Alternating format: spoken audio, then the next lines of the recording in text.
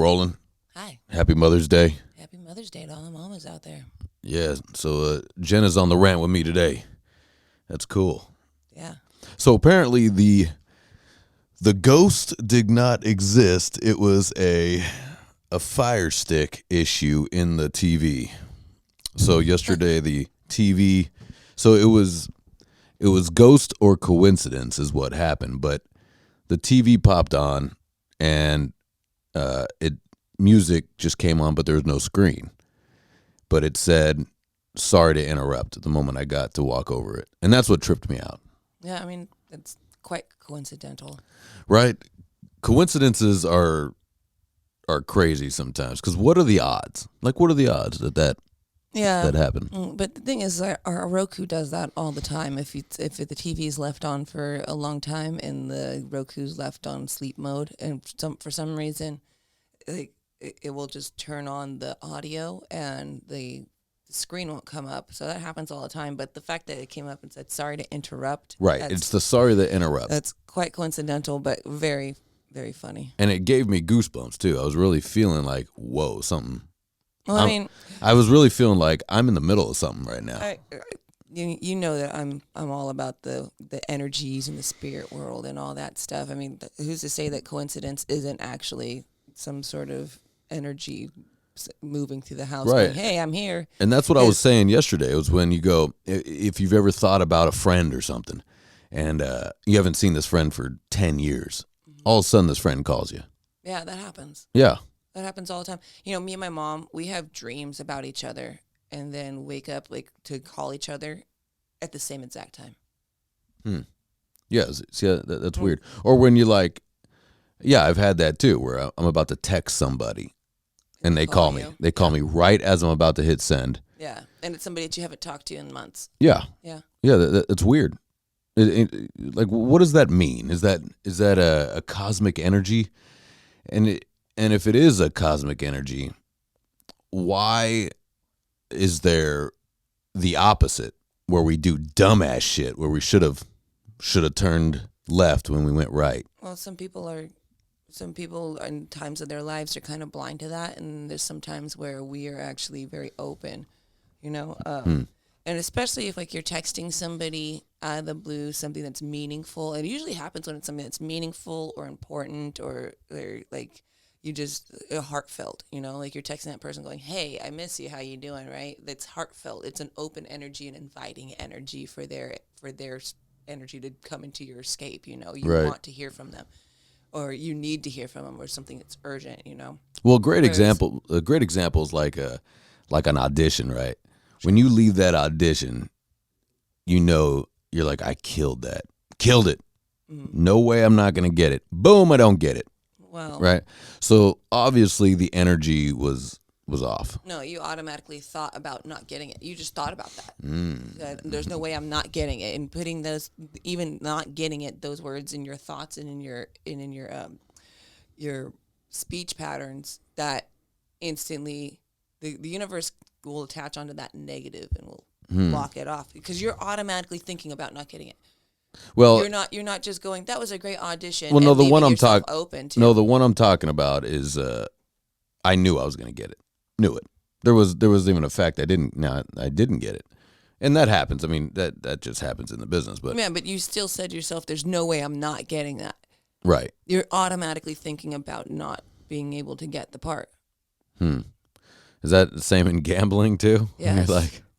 When you're like, there's one card, there's a 6 in there that could beat me. There's one card, and you go, no, you're going, no way that card's coming up. There's no way. Boom, the card comes up. Well, yeah, because as soon as you thought there's no way, you're letting the universe know exactly what can stop you, and you're kind of stopping yourself doing that. Wow. Well, you know, if you leave intention open and positive, then those things.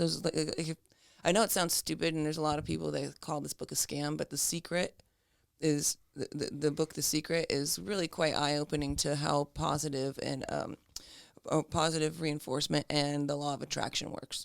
But if you're on purpose trying to be positive, but still in your brain you say, you know what, I have bad luck. There's definitely a big possibility that this will fuck me. You have to change your way of thinking. Yeah, but you can change it, but really in the back of your head, you're going, okay. You know what I mean? Like you can change the way of thinking, but the way you think is the way you think. It's just thinking. I mean, okay, I can guarantee your actions are different, but you thinking is you can't control that. You've seen it happen to me a million times, where something like my purse catches on fire because some idiot lights it on fire when I'm not paying attention, and me going, well, this is fucked, and I get upset about it. I'm angry, and then all of a sudden, I switch my brain around. And I'm like, baby, things like this happen because something better is coming along, and I switch my way of thinking. I go, this happened for a reason, and something better is going to come along. And then somebody's like sends me $300 to buy a brand new person, all brand new makeup. It's better, and you've seen that happen. That happens to me a lot. It's also called being a chick. No. And dudes will send you that money. Well, ain't no guy sending me money out of the blue. Not happening. Doesn't matter. Either way, that happened. Or when my car gets broken into, or not broken into, but when my car got hit, remember? Right. And then I was able to get that check. I was like, fuck. It got hit by a hit and run driver. And I was fucked because of that. But I took it to go get the car appraised, and they appraised it for way more. The company, the insurance company, just wrote me the check instead of me going to that person that gave me the appraisal, and I found another person that gave it to me for half off. So I ended up making money on that. Mm-hmm. And I always, I changed my way of thinking. This shit happens for a reason. There's a reason why I had to go through this, because something bigger and better is coming along. Mm. Instead of thinking, well, I can definitely argue those points. But, I know you can, but you've seen that happen with me multiple times. And then you see the opposite happen with me. Well, yeah, but you don't go, this shit happens for a reason. You go, this shit always happens to me. No, I don't say this shit always happens to me. I say this shit happens.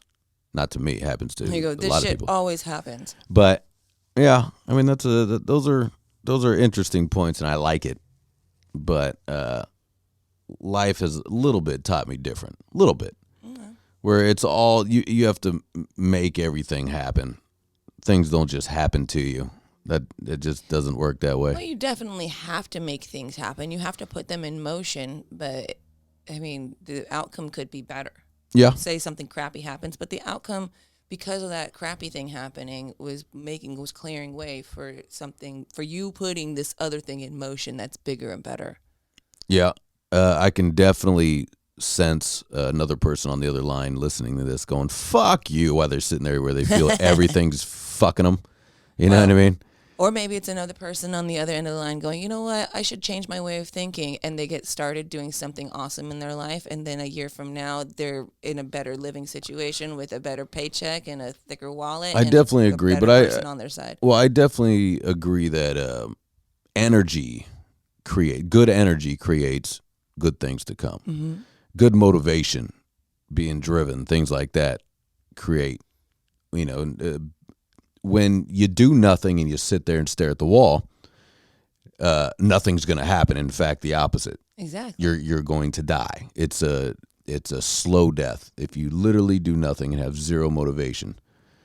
What I find is that when you're moving, even if you're moving, doing something that has nothing to do with, say, financially or towards your goal, but the fact that you're doing something, I do feel starts to create a reaction. Yeah. A positive reaction. So because I was thinking about that the other day is like motivation. Motivation is so interesting. It's only in your mind. Motivation is only in your mind. And you know how you can tell that is because your mind will play tricks on you all the time to get you to do fucking nothing. Oh yeah. You know what I mean? Oh, my leg's sore. I shouldn't. That was me this morning. I was supposed to be up an hour earlier, but you know what? Well, I can push things.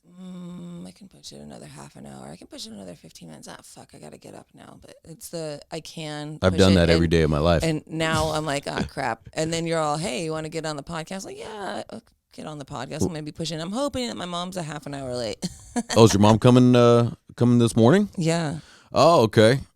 She's coming at 12:30, and I just wanted to have the house picked up and me go for a run and stuff before we go and pig out and eat really great stuff.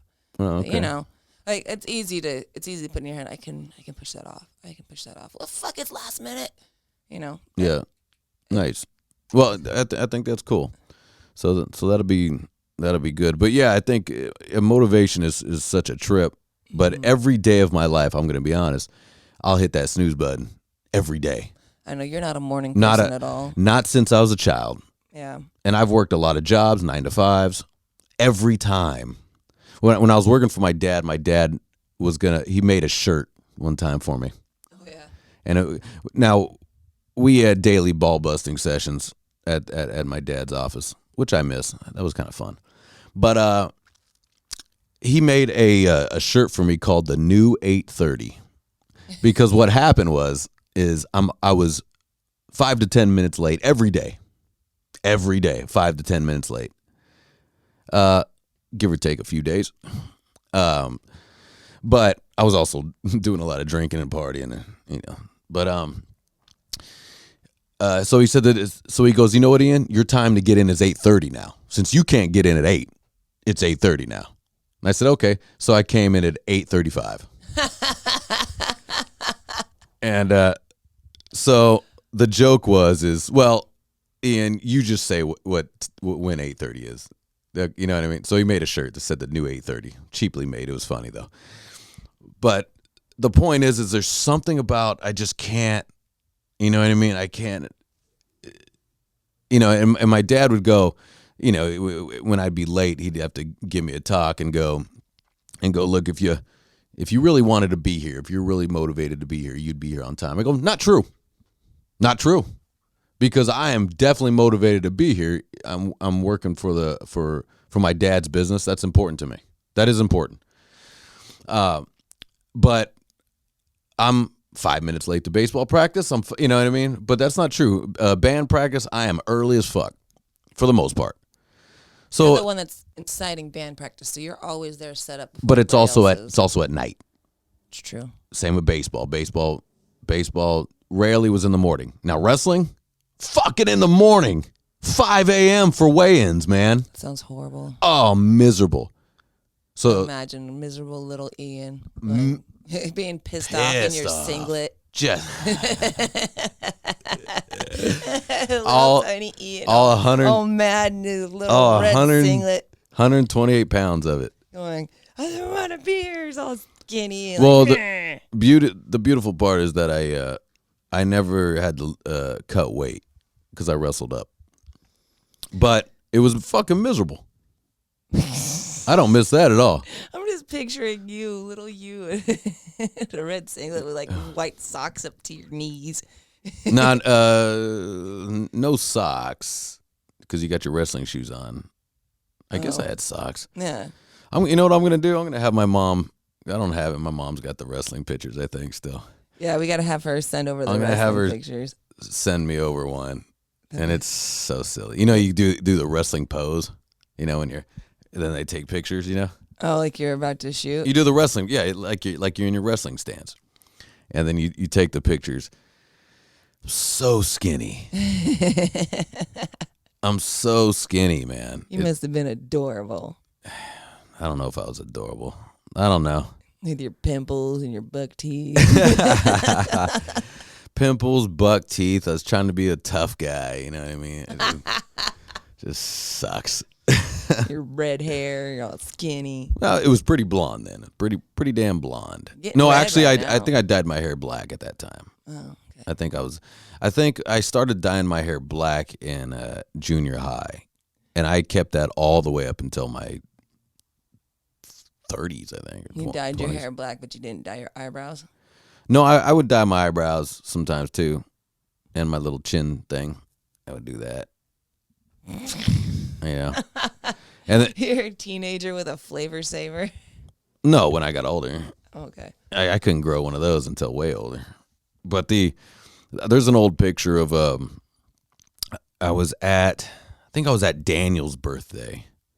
And my friends came over for his birthday, so it was like I had like Angel and Alan there, and I think Tony was there too. But anyways, my hair was dyed black, and I finally started growing chin hair, and I dyed my chin hair black, and it looks like I just took a fake patch and just stuck it on my chin. No, Like, I was instantly thinking Sharpie, where you drew a mustache and goatee. I see the picture and I look so stupid, and I got spiky black hair. You know what I mean? Like Looking like a member of the Backstreet Boys. I don't know. Remember, I was just trying to be punk rock, I guess. But yeah, it was. I looked dumb. It was dumb. Everything I did in high school was dumb. Well, isn't everything we all do in high school dumb? Yeah, I guess so. I shaved my head in my sophomore year. I shaved my head in the back of my head and gave myself an undercut, but it was a bowl undercut, so I just looked like a walking mushroom with black hair. You look like Dumb and Dumber. Pretty much. Just a little bit longer, and I had Betty Page bangs too. I literally looked like a walking mushroom. Nice. Well, you didn't shave your head all the way like G.I. Jane or anything. Yeah, I did. Oh, you did? No, I didn't shave my head all the way. No, I had hair on top. It was just like almost in a bowl cut. Cause Right. It wasn't it was really long, and I cut it right before the sophomore pictures. Yeah. And I cut it all the way around, and because I was spiking it up and doing like a whole Robert Smith from The Cure kind of thing. Oh, he's so dark I was and deep. dark, and I was a goth girl. You're a goth girl. You would have loved me in my gigantic like platform boots and my little short mini skirts. Goth girls were super hot, man. And you can get away with being a little frumpy if you're a goth girl. But I wasn't frumpy. Well, I know. I'm just saying in general, you could be a little out of shape and you're still pretty hot. It just worked. Yeah, I guess. Why did it work? Why did I find goth girls hot? Why is that? Because they had issues. You think so? Like you think? Oh, they got issues. I can hurt them. I can do whatever I want to them. They'll like it. I mean, I don't know if my brain worked that way at the time. I'm sure you didn't. But I wonder if I felt that was maybe a little easier pickings. Maybe I never dated a goth girl or anything. But until you, yeah, but we're adults now. Yeah, the goth, it weaves its way out of you when you start to become once a goth girl, always a goth girl, I guess. But when the style of dress and keep the persona going starts to dissipate. Yeah, I think that it just it weaves itself into other styles that you have too. Like I have days where I feel dressing very dark and gloomy, and I have days where I feel like dressing light and airy, and then there's days where I mix the two. But yeah, like some of the goth girls went real like the all white face makeup, full eye stuff. And it must have took them forever every morning to get ready. I definitely did that in high school. I went way into the makeup and I was already super pale anyways. I stayed away from the sun. Yeah. And you can see, like, I changed races in the summertime, so that was hard for me in the summer.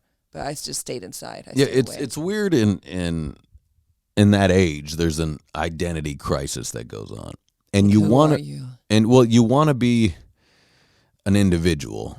And some people want to stand out, some people want to blend in, and there's a kind of a fuck you or an anti to doing that, right? Yeah. But you don't really know why you're doing it. You don't go, I'm purposely saying fuck you by putting this nose ring in, or I'm purposely saying fuck you while I'm going to shave this mohawk in my head.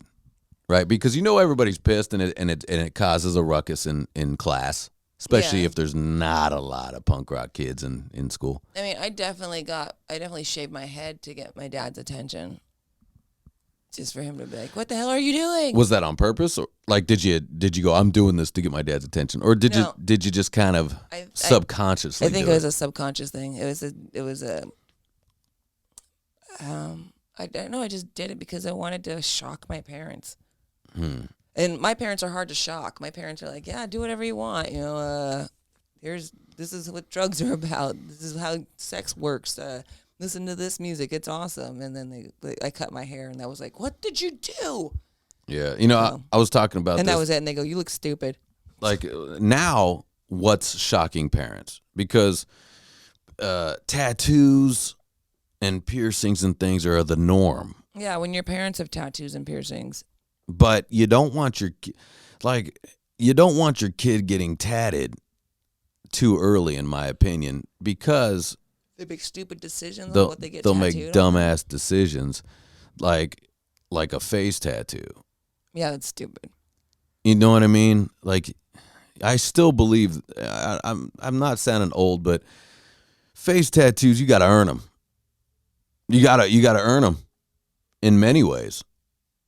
Not just, I'm not even saying in criminal ways, but I really believe you got to earn them as far as establishing yourself in life. You know, you have to accomplish something in order to do that. Yeah. In my opinion. I mean, when I was 18, I got my first tattoo on my 18th birthday. And my cousin, he was my tattoo artist. He actually was a tattoo artist, and he still is. He's very accomplished. But I wanted to get it on my neck, and my dad said, "There's no way in hell you're getting on your neck living under my roof." That's a big move back then too. I wanted it. That's I a big wanted move. it right here, Mm-hmm. and the side of my neck underneath my right ear, and he's all, "No, get it on your back somewhere you can cover up so I can't see it." So the compromise is me getting it on the base of my neck right here, the top of my back. Yeah. And I was like, "Okay, well, fine, I'll get it right there, and that way it'll be seen anytime I wear something backless or something bikini low cut, or not even that. You can just see it when I pull my hair up." Yeah, but I mean, yeah, I was talking to my buddy about that, and because he has daughters, and we saw a girl that looked probably 15. With face tattoos? No, but it got into that conversation. But she had a giant leg tattoo. Okay. We couldn't tell what the fuck it was because we were standing on the balcony smoking a cigar, and she walked by, and and I look at her and go, "How old is she?" Because she was tiny, little, skinny little thing, right? And he's like, "I don't know, couldn't be more than 15." And I go, "She has a giant thigh tattoo, giant." And I'm going, well, I'm not being the old man here, but you know, it brought me to this girl in North Hollywood that we saw. You know, that she had a tattoo over her eyebrow, and she was probably 15. And I'm like, man, that's a bummer. That's a commitment. That's a major commitment. But even I, being a tattooer and having many tattoos, when a girl walks in or a guy walks in, especially a young guy with a face tattoo, You don't take him seriously. I'm going to be honest. I'm just going to be honest, and this could be dumb, but immediately I go, I'm not taking you. I'm not taking you serious. Now, if it's like an older dude that's already covered in other tattoos and he's got a full-on beard. I almost kind of want to know the story. I go, interesting. Because that's different. Yeah. It's different when it's somebody who's older, and that's when you want to ask them, "Hey, how old were you when you got your face tattoo?" Right. Like, were you already established as did you already have a successful business and not have to and worry especially about that shit? like bitches got, not girls, bitches, like bitch ass men got face tattoos. You know what I mean? So you're like, you're not a tough guy. You're not. You didn't do anything to earn that. You just have this beauty mark that looks stupid that everybody stares at now. When they look at you, they just stare at it. Yeah, I mean, maybe I'm just old and I come from, like, I come from the school of your tattoos you have to be earned, basically. Like, you got to go through some shit in life in order to get those tattoos, or there's a reason why you have it. And when you're 15 years old, there's no reason to have tattoos. You haven't done shit yet. Yeah, I mean, tattoos now, and I've come to grips with that. Tattoos now is a style. I want to look like this. It's a style, and that's okay. I think, you know, I'll deal, but it's the hands, the face, you know, even the neck. You know, when you start with the neck, like you wanted to get, can't start a horrible off with idea. those pieces. You got to start. You work your way into having your hands and your neck tattooed, because every last part of your body is already covered. Yeah, I mean, it used to be, you know, girls got my crazy life tattoo. You know, the little The 3 dots. Yeah, the Mi Vida Locas, and that was cool. But when I saw a girl with that, it almost turned me on. I was like, ooh, like, oh boy, we're going to get some drinks tonight. She's going to be a problem in the morning. Right. But it almost, I was going to say there's a girl I know, but it turns out, like, in my opinion, she didn't have that much of a crazy life. It was full of shit. You know what I mean? Like, she wasn't that crazy either. Again, those are tattoos that need to be earned. Like, that came from a whole culture where it was that's a gang tattoo. Hola, way. Yeah. You know, that tattoo is earned. The teardrops, the face tattoos, the teardrops came from jail. That's the amount of time that you spent in prison. That's your teardrop, you know? Like, you don't just get face tattoos. Now people just get teardrops. You know, a lot of those things, you know, like the spider web on the elbow was kind of one of those things too. All those tattoos they had meaning back in the day, and now nobody even knows what the fuck they meant. Yeah, I mean, I still think, you know, like some of these tribal tattoos, you know, these Polynesian tattoos, I think they're still carrying on those good things, you know. I think they may have the same gripe about it. I think that the only way that they wouldn't gripe about it is if you go to the islands and you get it done the way the islanders do it, you know. Yeah, I love that whole idea. I was to ever get a Polynesian band for anything, I would go and have it done with the tapping. Yeah.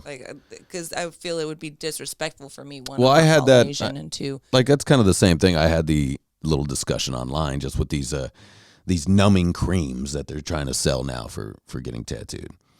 My thought was, it's supposed to hurt. Yeah. You need to earn that shit. You earn it. Yeah, it's not just now. You're not supposed to scar somebody and fuck them up, but it's supposed to hurt a little bit. You got to earn it, because when it's done, then you have those endorphins, and you earn something. Yeah.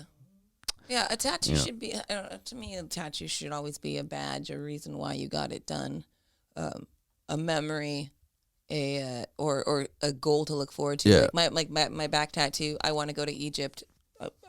I've been infatuated with the history of Egypt since I was a little kid. So that is, to me, like, my biggest goal. I'm going to travel all over. Like, I was telling Ian, I'm going to India. I want to get the Taj Mahal somewhere tattooed on me. Something small. I've been to the Sydney Harbor. I want to get the Opera House tattooed on me. And everywhere that's significant in my life that I go, I'd like to get a small remembrance of it. I wonder where that comes from. You know, like in a past life. In a past life, why are you infatuated with Egypt and that culture and the mystical stories about it and all that stuff? I think a lot of us are, because the artwork and the stories and everything is so interesting. It's that in ancient Greece and Rome and in Egypt, the antiquities of the world has been something that I think that all of us have been so fascinated, because they were so civilly advanced. And then we go through like this age where we go back to being dumb shits again, and we have to build all the way back up. But they were doing surgeries, you know. They were found ways to harness electricity. There's documentation on scrolls that the Egyptians were able to harness electricity. Mm. Yeah, I mean, I think about that too. Where I'm always drawn to islands. Why? What? It doesn't seem like any of my family, comes from that. Although most of my family do enjoy eating fish and tropical fruits and things like that. And I wonder where that comes from. Was that in a past life? Was that, Well, I do believe in past lives, too. I know you do. But it's weird. Why does that come from? Or did it just come from TV and I saw a cool movie? I saw North Shore and now I was hooked. You're like, now I want to go surf. Yeah. All right, well, look, let's get out. Yeah, sounds good. But we're out. Happy Mother's Day. Happy Mother's Day to all the mamas out there. Cheers. Eat, drink, be merry. Cheers.